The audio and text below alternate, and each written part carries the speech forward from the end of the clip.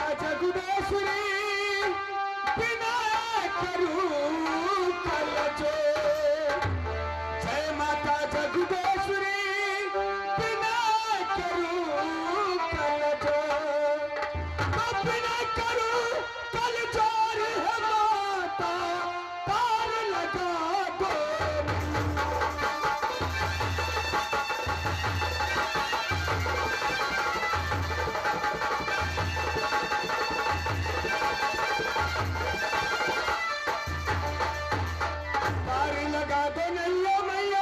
सरस्वती माता को सैया पार लगा दो नैया मैया सरस्वती माता को सैया। तो तेरे द्वार पे बजे बधाई चले बुलंद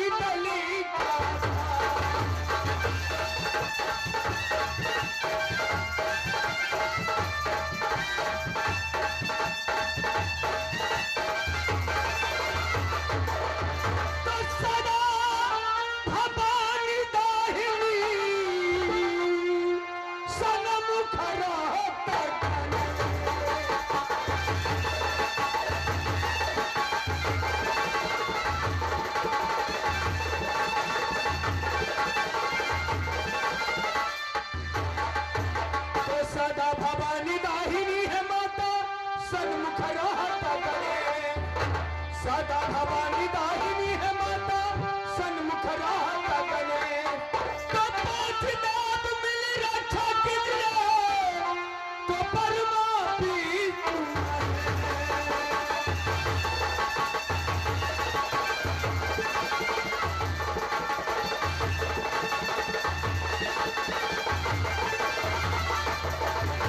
तो दुनिया सराहे पानी है नेकी बदी का मेला।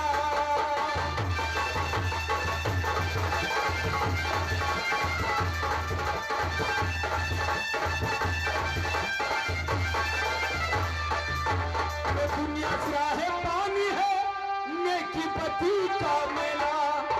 दुनिया सराहे पानी है नेकी बदी का मेला। तो याद सभा प्रचार करूं वही पंथन गंड के तेरा।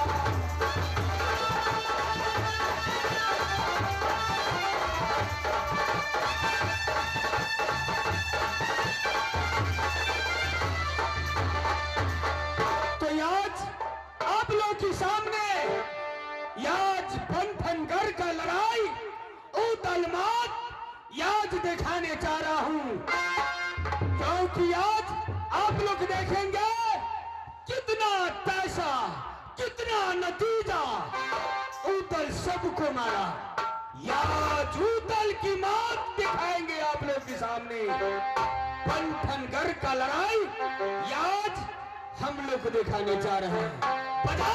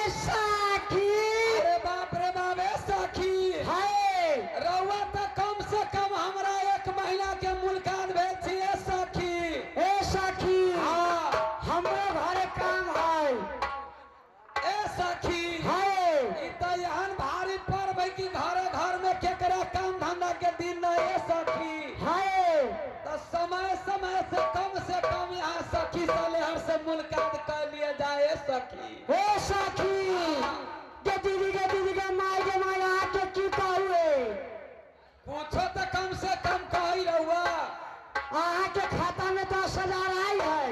ए सखी हमरा तो नेपाल राज्य नेपाल में कोई वास्ता नहीं के खाता नंबर के रउआ के बिहार में तो खाता रउआ के नाम से चलेला। ए सखी हे सखी हमरा 10,000 रुपया मिलल है। ए तो धन्यवाद है सखी रउआ के। हमार घर वाला मशीन चलावे छै अब ओहू में नाच देखे आयल चिन्हा दियो। ए सखी हाँ रउआ चिन्हा दे दी ठीक लगत कहला तो रउआ के घर वाला बात हमरा सबके जीजा लागी। ए सखी हे सखी अखुन तो सब आँख मारी छी देखियो ए अब चिन्हा देले तू लोग के ये ना ये सूटर पहन अब 400 पिल का पिल सिमराली तो 1100 का दिले है। ए सखी परसा वाली दीदी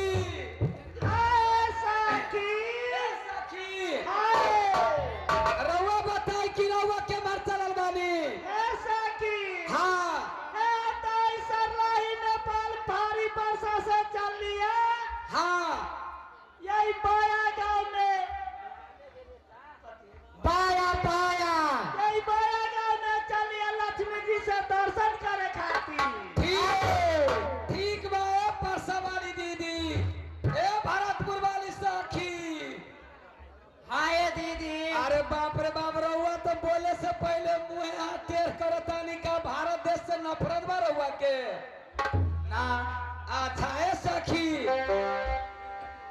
जते खुदरिया सभा से रउआ पर ताकत नजर गिरा के तंका रउआ के बिहार देश में आयल बानी तंका खुदरिया सब के नजर मार दिए सखी। ए बिहार के नौजवान सब रउआ के देख के एकदम मोहित बा।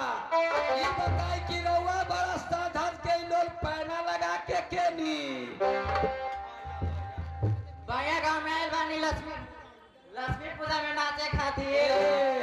बाया गांव में रउआ छती लक्ष्मी महारानी के सुबह से पर नाच गान करे खातिर। हाँ ठीक बा सखी आई खुदरिया सब एकदम रउआ को तरसते रह जाए का। ए सखी हाँ कम से कम खुदरिया सब के तो कम से कम कुछ कह के जाई रउआ। ए सखी अब हमरा मन में की विचार करैया। हाँ सबसे तो पूछ ले लिया रहुआ से पूछा। हाँ के हमरा से पूछे के मन करता। ए सखी रउआ के टाइम 1 बज गइल बाबा छोरी कहानी चली हमसे। ना रहुआ से पूछ के जान छोड़ा। ए रउआ बिहार के झारल बानी। हाँ सखी कम से कम रउआ हमरा से पूछता नहीं तो हम सत सुधरे सत संगत पाई अपारस पत्थर कुधात सोहाई। ए सखी अब हम सब आगे के कार्यक्रम देखिए आई रउआ के झंझट छोड़ दी हमार। हाँ ए सखी आसीन बीतल लइका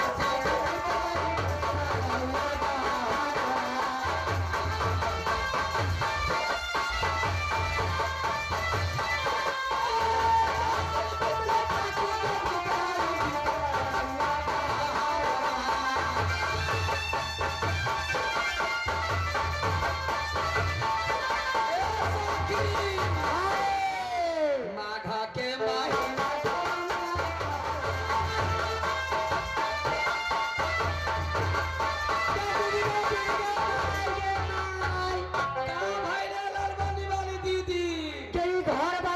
कसाई मिल गल है।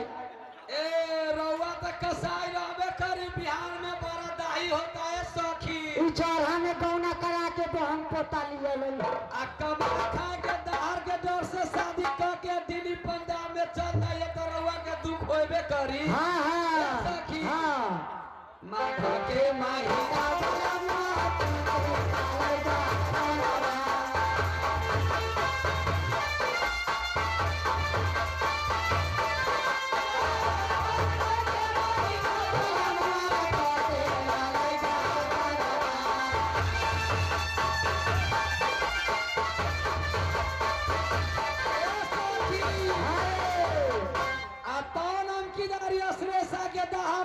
कि लोग घर छोड़ के बिहार से हाँ हाँ देश पंजाब में भागल बा ए सखी। हाँ आ हमरा राखी में रहे बैठल, हाँ हमरा तो नजर न पड़े ए सखी।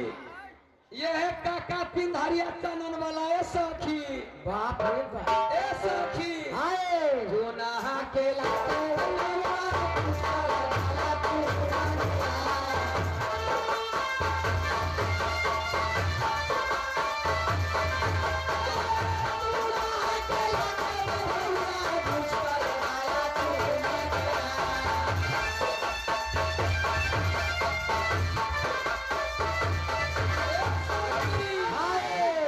दादा 12 बजे के रात बीते सखी।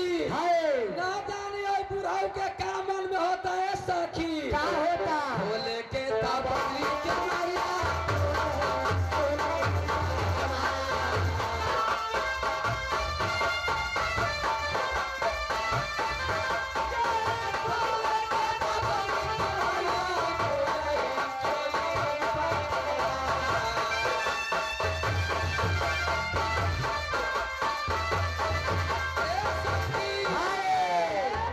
की जाने गेले ओई बुढ़वा बरदवा के बाप मतारी सिखैले रहली खाए के लेल, पिए के लेल, बोले के लेल, चले के लेल कि ना ए सखी। न ओकरा खाए के ढंग, न चले के ढंग, आ न बोले के ढंग ए सखी। आ पीछे सभा में बैठ के तेक धूर में थुक थुक के करे के ढंग रहे सखी। सूते के ढंग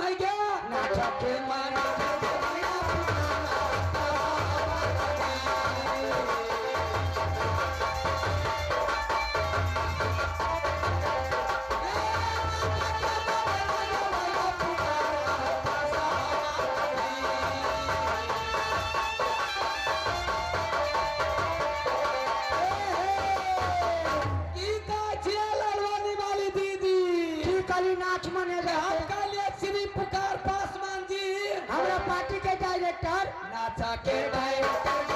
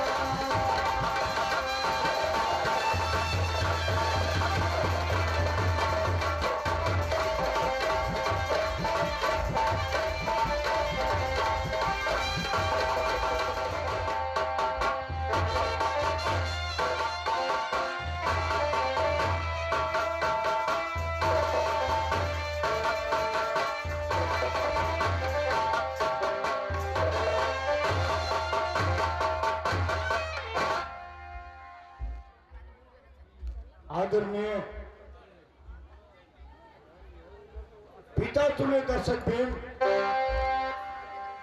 हम नेपाल सर्लाही जिला थाना मलंगा ग्राम भारी परसा से चलकर आपका नगर बस्ती ग्राम बाया में पधारे हैं।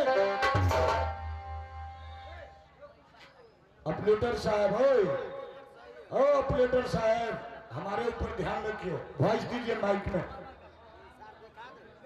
आल्हा उदल मैं तमाम श्रोतागण, माँ बहन, भाई बंधु,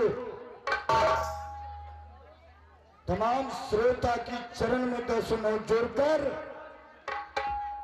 प्रणाम करते हैं और मेरा नमस्कार को आप लोग स्वीकार करेंगे और ध्यान में रखेंगे। ऑर्केस्ट्रा ड्रामा नौटंकी पार्टी नहीं है, ये सत्संगी स्वयं महाभारत की दूसरी बात। आल्हा उदल सेन बड़ी समझदारी का चीज है। कलाकार आते हैं, जिसको जो जानकारी है उस ढंग से खेलते हैं। हम कलाकार नहीं, भगवान राजा रामचंद्र जी को पहरा में और भक्ति महावीर बजरंगबली किया था। ये प्रभु सा रुदल की रोल वादा करते हैं, हनुमान जी की तरह हम आपको सेवक हैं। जब तक आप लोग बैठे रहेंगे तो हम पछाड़ी न हटेंगे। दिन को 8 बज जाता है, 9 बज जाता है, लेकिन समाज बैठे हैं तो बल जबरदस्ती प्रोग्राम समाप्त नहीं करते। इसलिए हाला शांत रखेंगे। आल्हा उदल और आपको नगर, आप लोग की परिचय हमारा साथ रहेंगे। वीडियो चल रहा है, आप लोग इस बाल कलाकार से अगर टूटी भी हो जाए तो अपने बच्चे समझकर क्षमा करेंगे। रुदल का बेटा को शादी, बंधनगढ़ को लड़ाई, ये विकट लड़ाई है। अभी प्रचार करेंगे तो अच्छा नहीं होगा। सीन सीन पर आप लोग की समझा कर परिचय देंगे। जय मां भवानी आदि शक्ति बाया ग्राम का नगर डिहवार माई श्री लक्ष्मी महारानी को कृपा से आप लोग की ग्राम में आप लोग की चरण की दर्शन के लिए मौका मिला है। एक बार नगर डिहवार माता लक्ष्मी को नाम पर आप लोग हाथ उठाकर और ताली लगाकर जयकार लगा देंगे। आल्हा उदल बंधनगढ़ की लड़ाई जारी हो जाएगी। भैया प्रेम सुनील नगर बिहार बाबा की।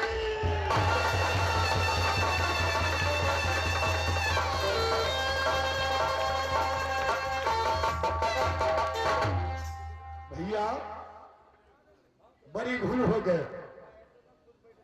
लोग कहते हैं अब शुरू हुआ, हम 12 बलवान हैं,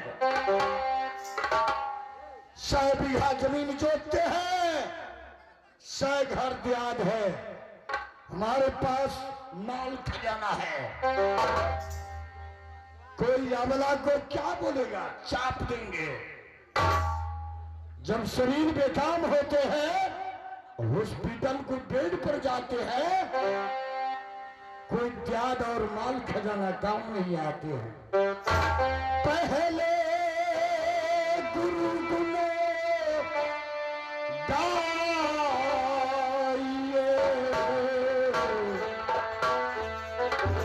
जिन गुरु रचे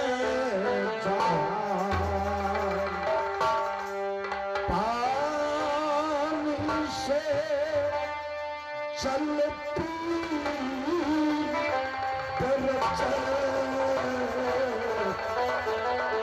गुरु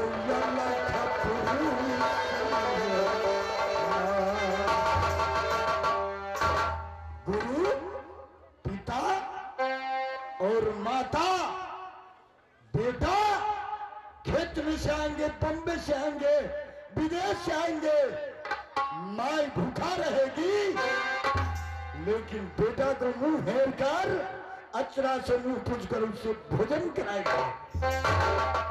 आजकल कलयुग में नेपाल में बूढ़ा पेंशन कहते हैं, बुढ़ापा को तलब सरकार देते हैं साल में 48,000।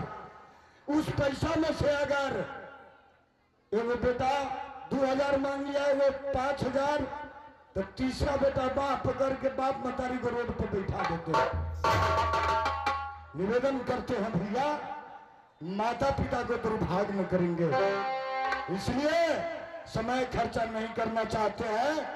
अब जारी हो गए बंठन की लड़ाई। भक्ति वो बड़ा है, भगवान कहते हम सबसे बड़ा है, लेकिन भक्ति जात का भिलनी पंपापुर जंगल में भक्ति को मार्ग में लाकर पुरुषोत्तम श्री रामचंद्र जी को पांव रखवा लिया जंगल में, और माता शेवरी को हाथ से जूठे पैर खा लिया। वीर तो हनुमान जी था, जो राम जी को हनुमान जी को खोजना पड़ा, लेकिन राम को नहीं, भक्ति को मार्ग में लाकर। इसलिए आप लोग कमी कर दिए हैं ताली में और जयकार में। लक्ष्मी माँ के नाम पर हाथ उठाएंगे भैया। लक्ष्मी महारानी की, भगवान की, गुरु माता पिता की।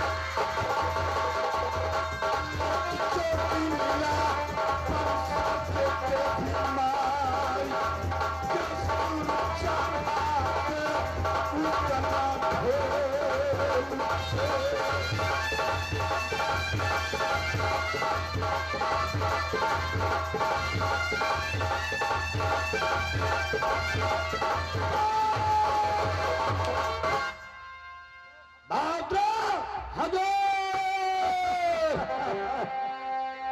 दुनिया पर जानता है उदल तो कोठी में जन्म लिया है उत्तर जन्म में पिता के भाग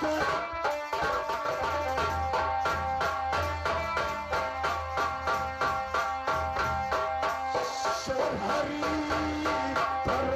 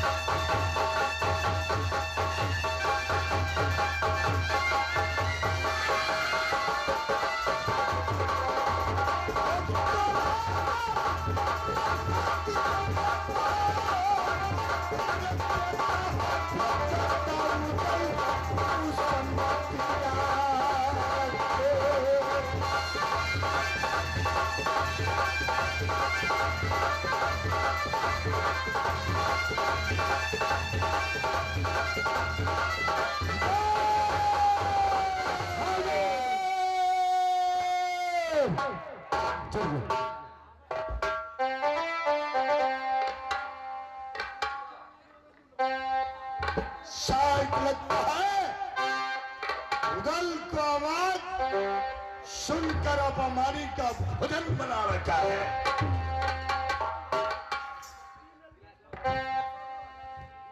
यार मेरी नाम क्या है, यार काम क्या है, निरंतरों दुर्गौली का बाइक थाना की है मुख्तार।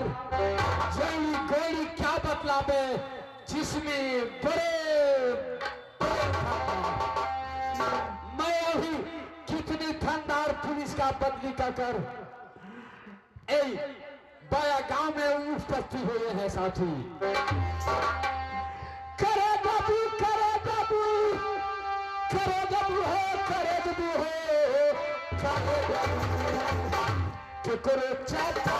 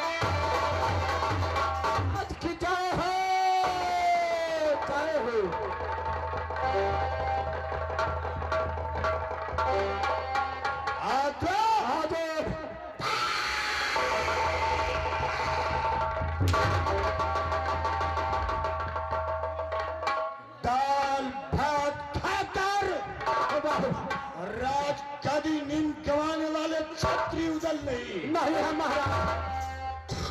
तुम्हें ऊपर घोड़ा की कौड़ा किस लिए चला है? किस लिए महाराज? हे बाबू माफ कर दीजिए, आज याद है? याद है आज, और हमरा तो जान मार ये पूरा फिर तो याद। राजपूत का दोस्ती ला गए जी ब्राह्मण कुल में। मार का आवाज सुनकर कौन है महाराज? मेरा दोस्त पंडित ठार।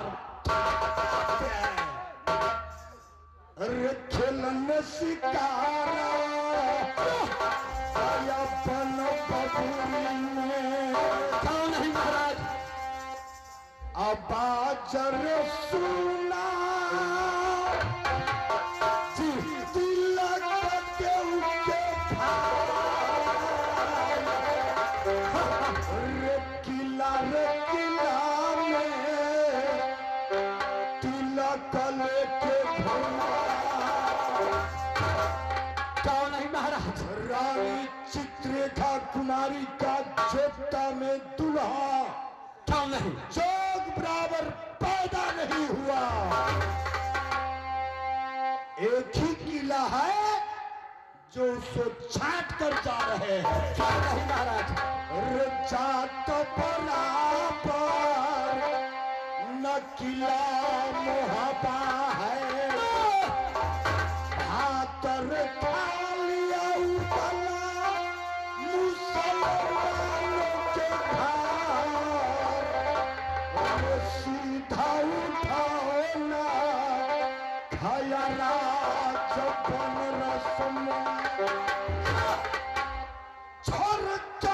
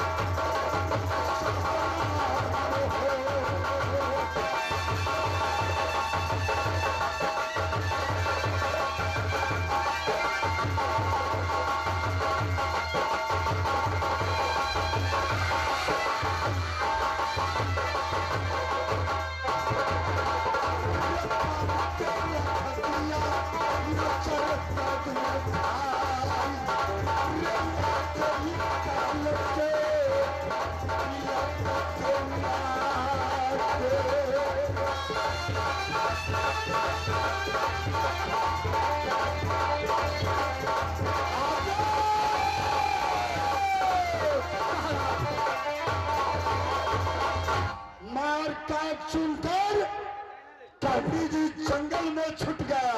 हाँ महाराज। आदेश में लाकर राजा रतन सिंह को नजर कैद गर्म कोठरी में बंद कर दिया। कौन नहीं महाराज? मैं कहा ठहरो जात बराबर उतरा नहीं है। नहीं है महाराज। तो राज किला बंधन में बराती चलेगा राजमोहब्बा की जनता क्यों नहीं महाराज, सभी जाएगा महाराज। खियाएंगे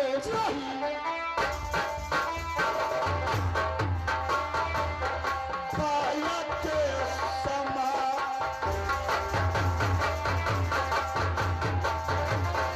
चलना पड़ेगा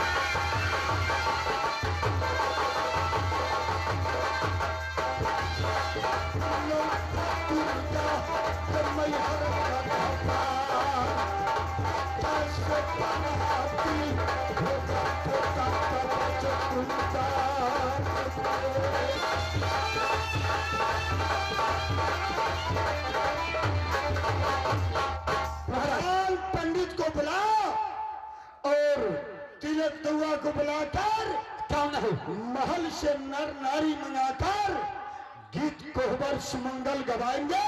हाँ हजूर। और तिलक दुआ से बराती को लिखी पैर बनाएंगे। क्यों नहीं महाराज, बचेगा पथैया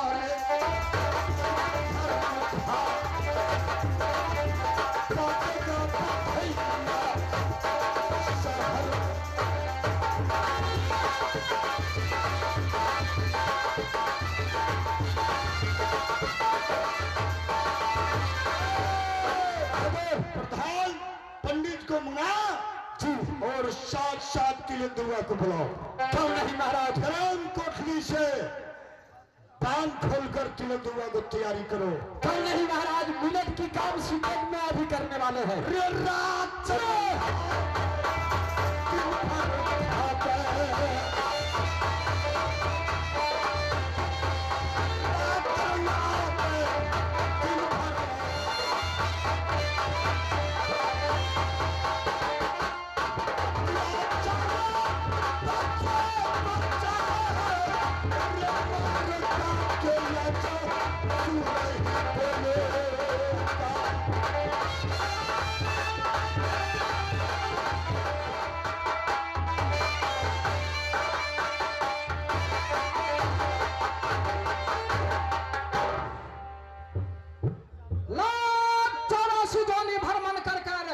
एक मानव तन में जन्म लिए हैं। मानव तन सिर्फ किस लिए भगवान भेजे हैं, सिर्फ 1.5 सर खाने के लिए नहीं, राम नाम जपने के लिए। राम नाम जपते रहो, राम नाम जपते रहो, भरे रहो मन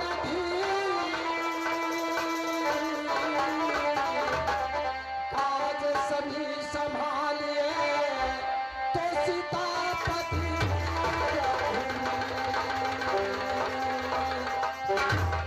सीतापति का कोठली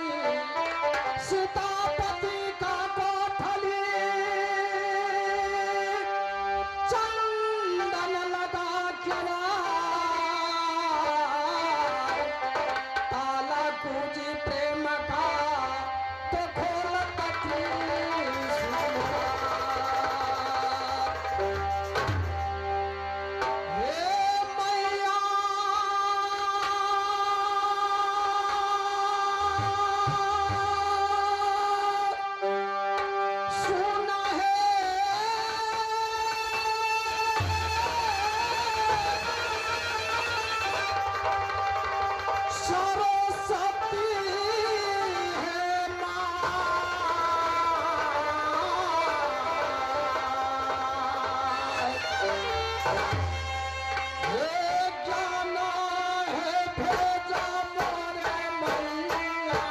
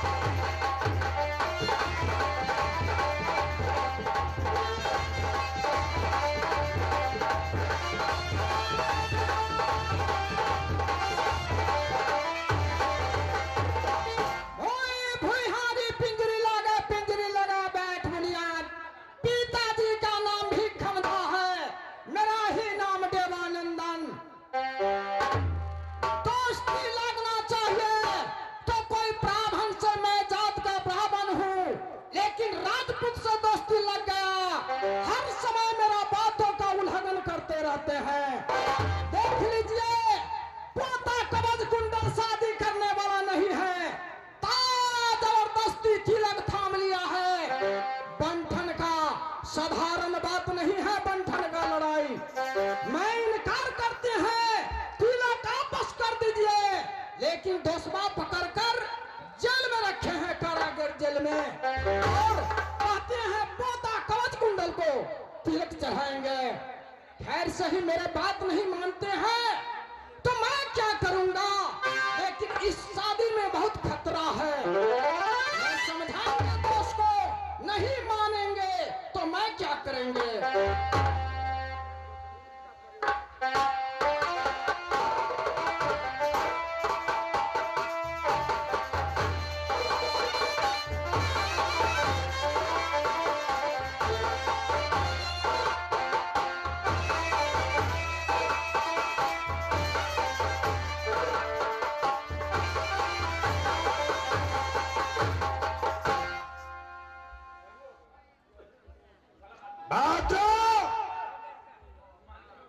तिलक देव को गर्म कोठरी से डाला। बड़े बात छोटे मुंह बड़े बात बोलता था, जात बराबर उदन नहीं। और तुम्हारी चित्रलेखा पोता कवच कुंडल से शादी के लिए स्वीकार है कि नहीं? हेलो जी, शादी करने के लिए शिकार है, लेकिन 14 लकड़ी मुख के लाना पड़ेगा, तब शादी का होगा। चंद्रमुख लकड़ी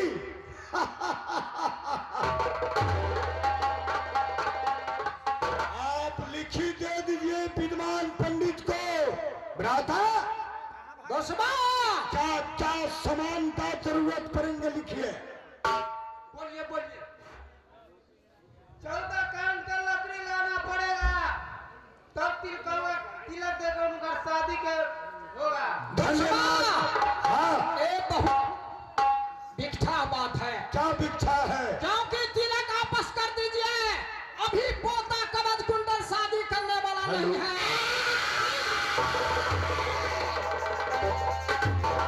तो वापस कर दूं? क्यों नहीं, आप जानते हैं इस शादी में बहुत खतरा है। बात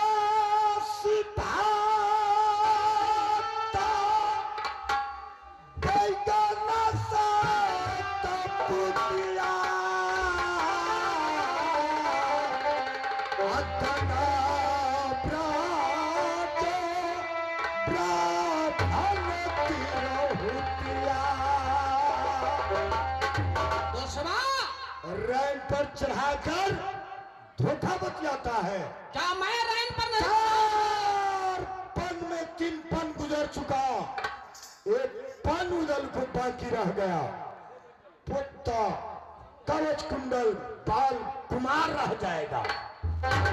इसलिए मर भी जाएंगे रुदल तो पोता कुमार न रहेगा। ये जानते क्या हैं बोले है तिलक देउआ? महाराज वो है बोले है चंदन मुख लकड़ी। 51 किला में भ्रमण कर लिए, कुमारी चित देखा कि बराबर दूल्हा जलमल नहीं मिला। 1 किला छाट दिए जो चांदी बराबर नहीं है राम महोबा। पंडित आप देश नहीं रहते तो इस समय मां भवानी भगवान सुग्रीव क्यों नहीं महाराज? तो साथ में हनुमान जी अग्निदेव की साक्षी रहकर पुरुषोत्तम मर्यादा पुरुष श्री रामचंद्र जी को बंदर सुग्रीव को साथ में त्रेता अग्निदेव को साक्षी रखा। उस प्रकार मां भवानी खप्पर में क्रिया खिलाया। क्यों नहीं?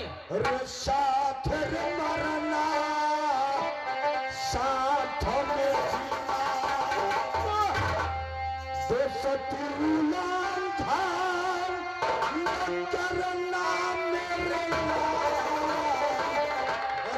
शपथ खा ले मैया दुर्गा के। नहीं तो उदल इस समय चलान काट देते हैं। बंद कर लीजिए आवाज, तैयारी करवाइए महल से सची व्यक्ति। एक बात सुन लीजिए कान खोलकर। क्या? जब मेरे बातों का उल्लंघन करते हैं तो इस शादी में 3 ठो मौत लिख रहा है, जानते हैं?